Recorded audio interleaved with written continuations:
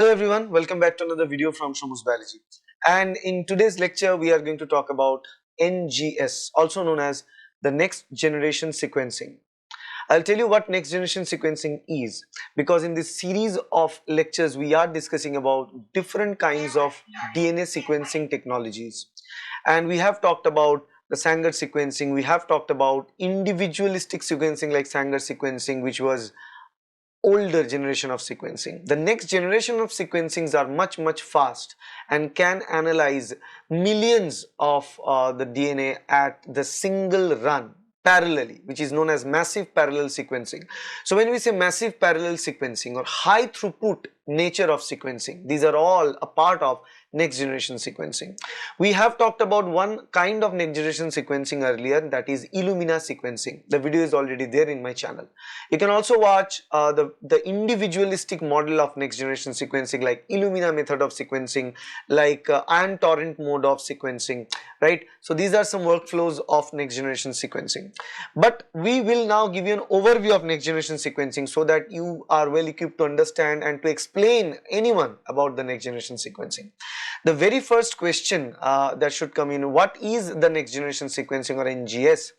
The next generation sequencing or NGS is a modern method that allows us to read DNA or RNA sequences of millions of fragments at the same time. Millions of fragments of the DNA, millions of fragments of the RNA can be read at the same time, and that gives us the advantage of understanding, and that gives us the advantage of understanding the sequence and knowing the sequence of large genome, the whole genome, let's say the whole genome of humans, the whole genome of other eukaryotic organisms, the transcriptome analysis, right, which is really implemented in the development of personalized medicine, which is implemented in the development of cancer drug discovery, right? So that's why NGS is very important, because knowing the sequence of organisms which we are directly dealing with, like human genome sequence, is something that we are always trying to find out. And Sanger sequencing was very good, very accurate, but it was slow, and it can sequence DNA of smaller length and only one sequence at a time. But we invented a method with which we can sequence millions of those fragments of the DNA in single run. That's why we call NGS or next generation sequencing as high throughput DNA sequencing. We also call it as a massively parallel DNA sequencing, right? So when they ask you something like whether massive parallel sequencing, or if they ask you any question related to the high throughput sequencing, which is also part of this NGS. So the traditional Sanger sequencing method reads one DNA piece at a time, and it is very slow and expensive for large genomes, and the result for the large genome is not good as well, right? It is great for the short sequences, and still this day we use Sanger sequencing for sequencing or analyzing shorter sequences, because Sanger sequencing is lower cost and also I mean slower, although it's slower, but the efficacy with which it gives the result is it's amazing. While NGS reads millions of pieces in parallel, right? So massive parallel sequencing is fast, it's cheap, it's scalable, right? So if we are working with 1000 kb DNA, we can sequence that with NGS. 10,000 kb, no problem, we can sequence with NGS. 100,000 kb, again we can sequence it with NGS, but we cannot sequence 10,000 kb sequences with Sanger sequencing method. It will take ages to do that. So for whole genome, for transcriptome, for exome sequencing and analysis, NGS is the way to go. Now let's move to the basic steps of any NGS workflow. For any kind of NGS sequencing, remember what we did here is that we utilize the idea of DNA sequencing, and the sequencing largely depends on the methods of DNA replication model. So we use DNA polymerase, primer, and extension of the existing template DNA, which is the target DNA of our interest to be extended, and we use that idea here as well. But what we did is that as our genome is huge in size, we fragment it, we break it down. So in every single NGS workflow, the very first part is fragmentation. DNA is broken into smaller pieces, right? That is the step number one. So that is the step number one. Step number two is we prepare a library and in that library we have fragmented DNA, and special adapters are added. Adapters are added in both the terminal of the DNA, and these adapters act as barcodes. Just like the barcode has a unique characteristics or unique identification number, these adapters are designed in such a way that they should have a unique identification. So a barcode that is out there for one particular fragment of the DNA is not matching with the other. So whenever we are talking with that particular barcode, we are talking with that particular fragment of the DNA. It is unique to a particular sequence of the DNA. Then we do the amplification, right? Each DNA piece is copied many times. Now we can use this, like we can amplify with the help of PCR. Sometimes we use emulsion PCR to do that. In some cases we utilize a simple DNA replication machinery where you use the DNA polymerase and the DNTPs and the primer for extension. Sequencing by synthesis is the method. Like sequencing by synthesis means we are synthesizing the new strand utilizing the target DNA which we are about to sequence as a template DNA, right? And while we are sequencing the new strand, the new nucleotides are being added, and that gives us some signal, and that signal is detected. Usually the signal can be as a color, right? Color means what? Fluorescence color, or it can be a spark of light, right? So when there is light, that means the target base is added. When there is no light, target base is not added.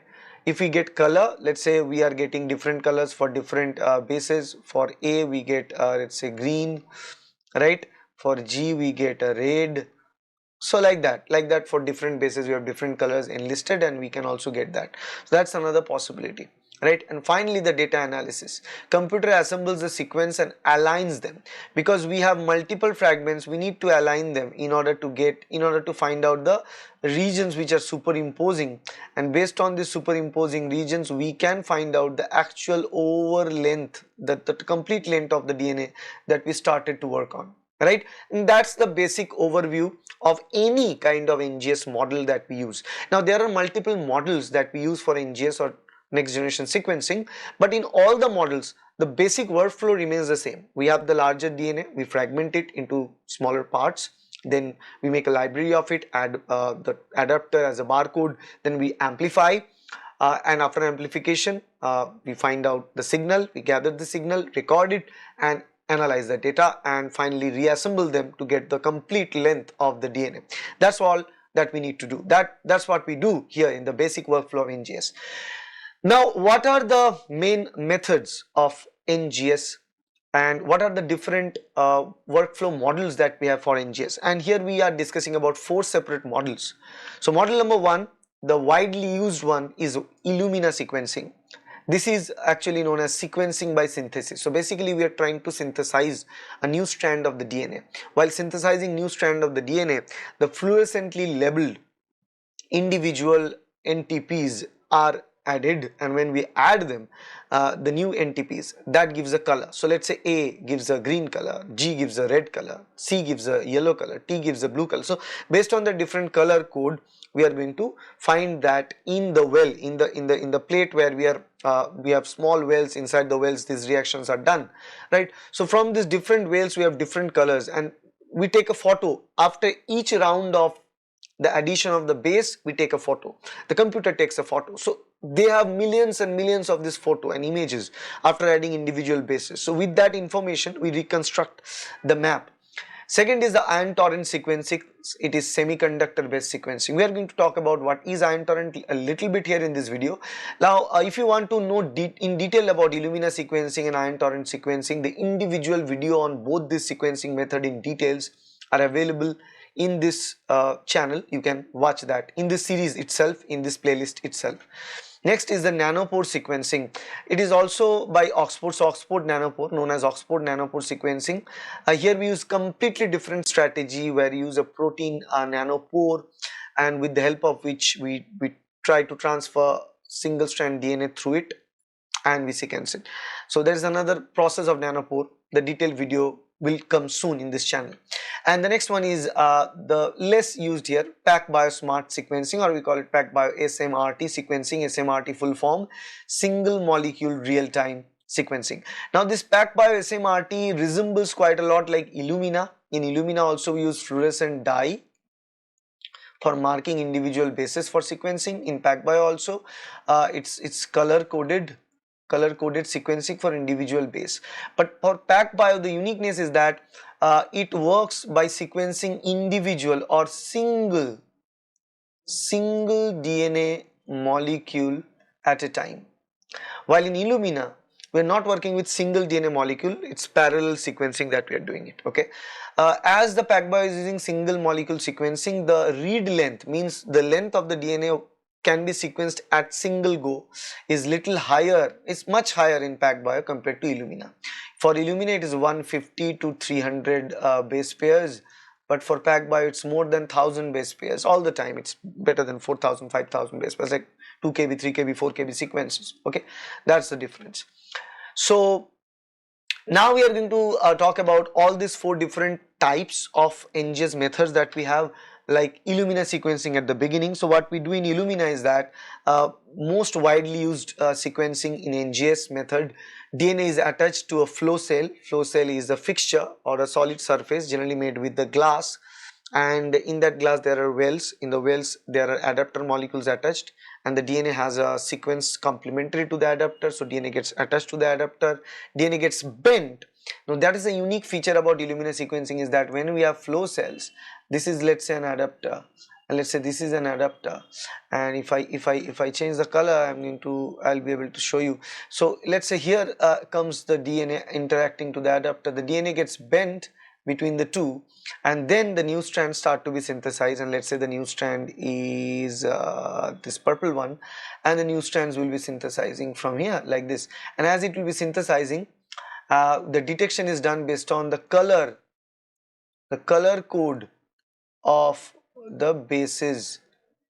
Color code of the bases, there are different color codes of the bases. The bases are fluorescently labeled, and their reversible terminated DNTPs are out there, okay. And one base is read at a time using a color. So we add one particular color to a particular base. So when we see that particular color, that means the sequence is of that particular base. A camera detects the color, tells which base is added. Based on every single time the new base is added, a picture is taken. It is very accurate, but the read length is small, 150 to 300 base pair only. But although you have huge length of the DNA, you can even fragment it in millions of fragments. But for all those millions of fragments, each fragment should be lengthing 150 to 300 base pairs, and we can read it, we can run it through the Illumina sequencing. And once we get the data, the computer is there to analyze all the individual sequence of the fragments, and then analyze them, superimpose them to find out the sequence of the complete lengthier DNA. Here is the Illumina workflow for you. Although I have a detailed video on this, but I am giving you a simple overview. So we have this DNA produced. Amplification is generally done before. So amplification can be done with transposon or transposase enzymes, or it can be done with PCR. After the amplification is done, adapters are added. Here you can see 2 different colored adapters added in the both terminals of the DNA, and this is the stage. This is the flow cell surface, which is a solid glass surface, where we also have complementary oligonucleotides already added, with which the DNA gets added, and one of the strands are removed. So single stranded DNA gets added. So we don't need double strands of the DNA, we need only single strand, and because we need to synthesize the other strand. And as I told you earlier, that it has a bridge amplification model. So basically the way it is designed is that the complementary adapters that are present are going to be interacting with both the sides of the adapter of the DNA fragment. Try to understand, both the sides of the DNA fragment has an adapter which is complementary to the oligos that are present in the flow cell surface, right? And they are going to attach there. So as a result, it will bend the DNA fragment here, it will bend the DNA. Double stranded bridge is created, and then once the synthesis is complete, bridges are separated. And multiple cycles of amplification, denaturation and removal of reverse strands are done with this help of this method. And the flow cell chambers, basically inside one glass we have 100 to 200 million clusters of these flow cells. So in the flow cell chambers, we have this 100 to 200 millions of clusters. So now imagine, even if we have a huge size of the DNA, even if we break it down into 200 million fragments, we can analyze those 200 million fragments, each length 150 to 300 base pairs can be read at the same time. And when we are reading, we are looking for the color, as we have color code. You can see the green, red, yellow, all the dots.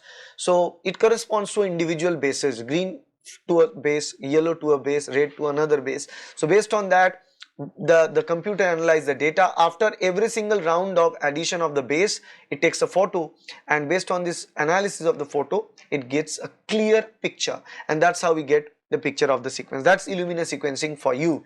And this bridging is really important. That's why I put it again. You can see that single stranded DNA with the adapter complementary to the oligo binds to the flow cell surface, and then the other adapter also has a complementary to here, this one. So it will bind, then the primer is added, then extension is done. Here you can see the extension is being done. While the extension is being done, color is being observed by the detector, right? And detector detects the color, and based on the detection, the detector gives us the result. Alright, so that's the very basic overview of Illumina sequencing. The next type of sequencing that we use is ion torrent sequencing. The ion torrent sequencing is a part of NGS, the NGS, the next generation sequencing, or this is also part of high throughput sequencing, because this is also very fast. It is semiconductor sequencing. It's also known as semiconductor sequencing. It's kind of based on the semiconductor based chip model. So what it is, it detects the proton ions, H plus ions released when the DNA polymerase adds a base. The moment DNA polymerase adds a base, a proton ion gets released. That's the idea. So the number of bases they add, the number of proton ions that will be increased in that well, wherever the process is going on. In that well, the concentration of proton ion will increase the moment they continue to add the base. Now for individual addition of separate bases, the pattern of the proton ion change is also different. That's why we can mark whether they add base A, G, T or C, right? So no fluorescent is involved, no fluorescent tag is involved, no light is involved. Signal is detected by a pH change, because as we know, proton concentration is directly related to the change in the pH. So if you measure the pH change in the chip, we measure that is going to tell us that yes, sequencing is going on. It is faster, it is cheaper, but slightly less accurate compared to the Illumina. It is cheaper than Illumina because we can produce this ion torrent sequencing chip with the semiconductor based system, because we already have the workflow of this system.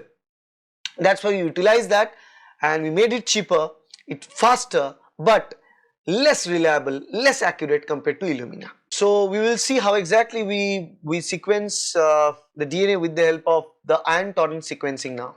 The very first step is the DNA extraction and library preparation, right? So what we need to do, we isolate the genomic DNA, which is big, lengthier in size. We make fragments of it, and this fragmentation is absolutely random. And we know that we do that random fragmentation in case of shotgun sequencing. We do that in case of any kind of next generation sequencing method. For sequencing a larger, lengthier DNA, we always need to fragmentize it, right? So we'll fragment it. After the fragmentation is done, we add adapter DNA sequence. Adapter is nothing but like a barcode, right?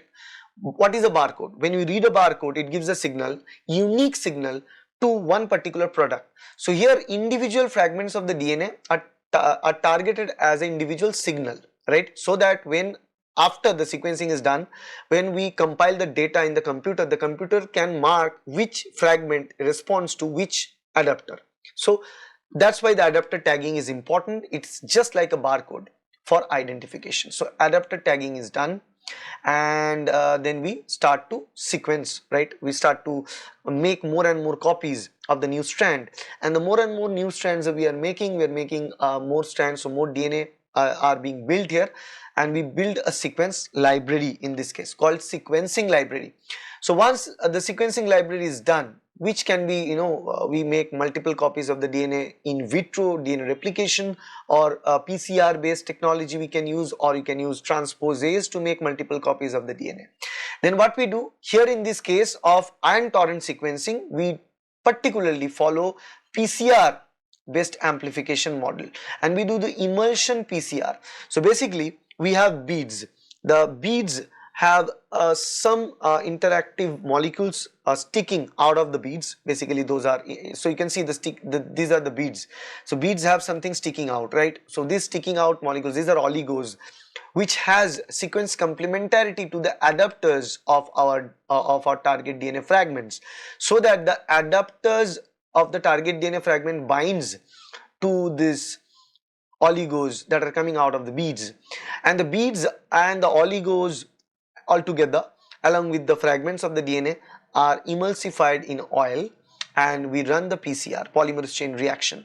As it is emulsified in oil and we do the multiplication or amplification, we call it emulsion amplification or emulsion PCR. Okay, and then after it is done, we continue to do so beads in the chip well with flooding on of a DNTP, right? So basically inside the well we give the beads, we give the oil, we provide everything necessary for the DNA replication. So we give the primer and we also provide them with the DNTPs, right? And once the new DNTPs are being added, every single time a new DNTP is added, in this case let's say the yellow colored one is the primer, the first new DNTP is the green one, in this case this is ATP is added. Once it is added, it releases a proton H plus, and that can be detected by the detector in here, and we run this process for one base at a time. So first we'll add only ATP. So when we add ATP in individual wells, we check the spike in the proton concentration due to the addition of one ATP. So let's say in some well we get only one spike, that means one A is being added. If we see two spikes, that means two adenosines being added. If we see four spikes or equivalent to four spikes, that means continuous four ATP, four adenosines are being added. So based on the amount of proton ions released, H plus ions released, based on that amount, the concentration of proton ion change, we can not only say which base is added but also can tell you about the number of bases that are added. And the fourth step is the data analysis. So what we have read clusters. The reading clusters are done in individual wells after adding individual bases. Again the process is same. In Illumina, after adding individual bases, a color is generated and we take a photo. Color is generated, we take a photo, and the computer analyzes them. In this case, after addition of individual bases, there is a spike in proton ion concentration, which is measured by change in pH, and that data is analyzed now for individual clusters in all the wells in addition of all the bases that we have done from starting to the end, and a computer analyzes everything, assembles the data and give us the full length sequence of the DNA that we worked, that is the target DNA here. That is all regarding the ion torrent sequencing. Okay, it is semiconductor based sequencing. As I told you, this sequencing is only conducted for small genomes and smaller panels like cancer panels where we don't have all the genes involved but only few genes involved. Okay, it is faster than Illumina, it is cheaper than Illumina, but slightly inaccurate compared to Illumina. Okay, that's ion torrent for you. Now the third type of NGS sequencing that we use is nanopore sequencing, which is also known as Oxford nanopore sequencing. The DNA is passed through a tiny protein pore, which is known as nanopore. Now this nanopore sequencing is completely different. It's out of the league. It's on its own, right? So we have a protein channel, right? A pore is there just like a protein channel, which is known as nanopore, and the DNA is passed through that nanopore. While the DNA is passing through the nanopore, the double stranded DNA cannot pass. So DNA strands need to be separated. Only single stranded DNA is inserted through that nanopore, right? And each base alters the electrical current in a unique way, right? Because we put current for the movement of the DNA, because the DNA backbone is negatively charged, so we can assume that the DNA will move towards a positive charge, right? So if we distribute the current as a negative to positive, then the DNA will flow from negative towards the positive end. As it's moving towards the positive end, the strands are segregated, single stranded DNA is migrating, and as the DNA is moving, the bases alter the electrical current in a unique way. And we have a detector out there, the device that reads the signal in real time. The way the bases are changing, the current signal is measured. The longest reads length are possible. It can go over 1 million bases. So this is the technology that can sequence largest reads. Largest lead means here a 1 million base. Over 1 million base can be read at a single go with the help of nanopore sequencing technology.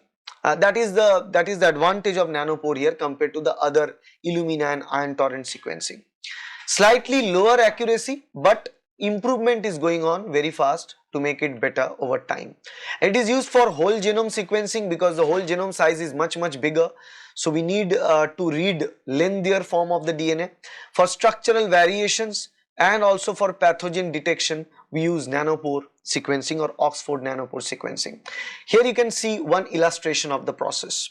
So the current is moving, negative charge outside, positive charge inside. We have the protein nanopore central channel and the DNA. As I told you, the DNA strands are getting separated on only a single stranded DNA which has a large negative charge in the backbone is moving towards the positive charged end.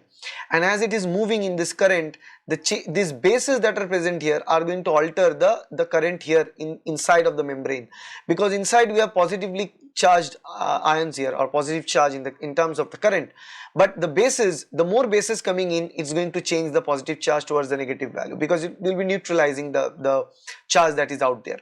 So this change of the current intensity as the bases pass by, the way A changes the signal is not same as the G will change, as not same as the C will change or the T will change. For all the different bases, the change will be different, the current intensity will be different. So with time, if we measure the current intensity, we are going to find out a pattern, and we know how and at what intensity A will change and what intensity C will change, at what intensity T will change, at what intensity G will change the current intensity. And by knowing that, we can easily determine the sequence of the DNA fragment that we are analyzing with nanopore.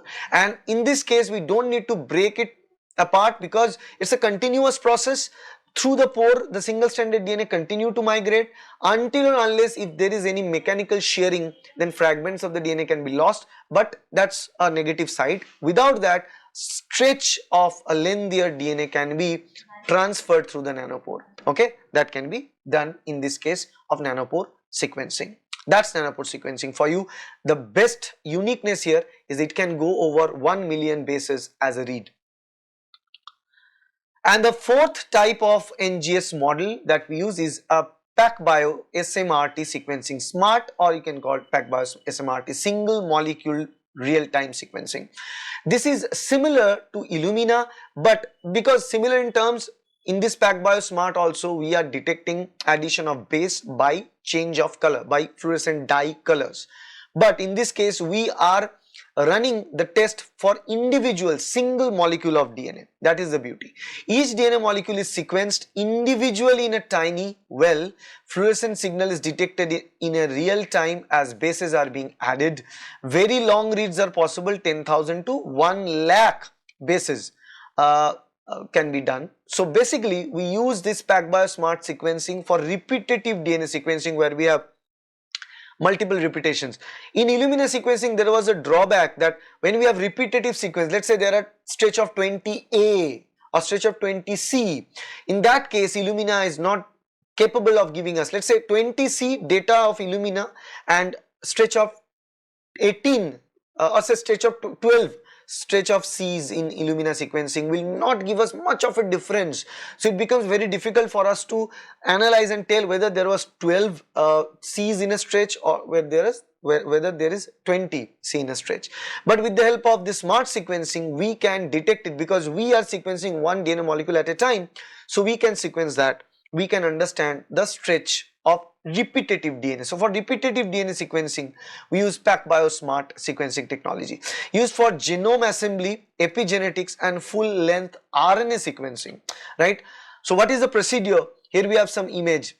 You can see what the process works inside the tiny wells in a plate, in a slide, and these are all individual wells. You can see that, and this is one well from the longitudinal section view that we can see, and inside of which all these processes are going on.